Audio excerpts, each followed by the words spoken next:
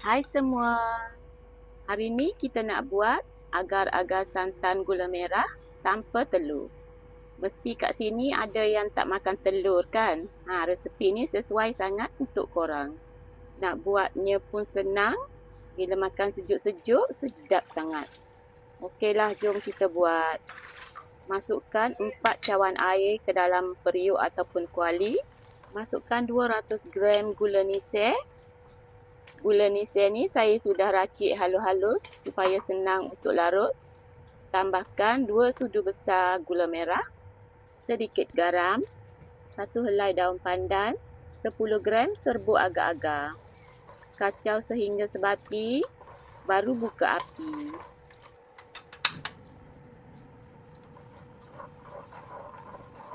Okey, kita masak sehingga mendidih dan semua gula larut. Bila gula sudah larut, keluarkan daun pandan. Masukkan 1 kotak santan 200 ml.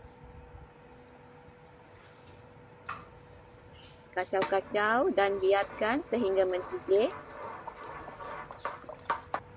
Dalam kotak santan tadi masih ada lagi santan yang melekat. Masukkan sedikit air dan goncang. Semasa memasak, kita gunakan api sederhana. Dah mendidih, biarkan lagi seketika, lebih kurang 2 minit. Barulah kita angkat dan masukkan ke dalam loyang. Saya guna loyang saiz 7 inci. Loyang tu dibasahkan terlebih dahulu, baru kita masukkan agar-agar. Tujuan dibasahkan supaya senang untuk keluarkan agar-agar nanti.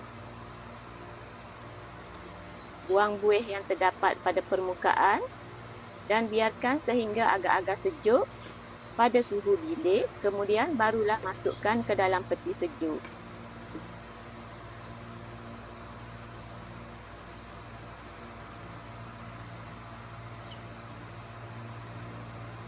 Agar-agar yang sudah mengeras, yang kita keluarkan dari peti sejuk, lorekkan pada bahagian tepi loyang dan terbalikkan.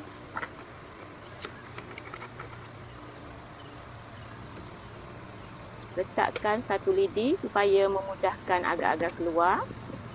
Terbalikkan.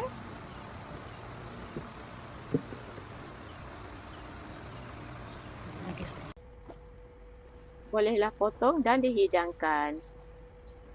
Agar-agar yang sangat sedap, rasa lemak santan, manisnya cukup, wangi daripada santan dan gula merah.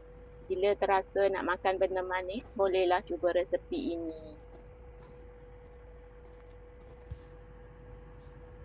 Inilah hasilnya agar-agar santan gula merah tanpa menggunakan telur. Untuk lebih sedap, letak dalam peti sejuk. Bila nak makan, baru keluarkan. Okeylah, selamat mencuba semua.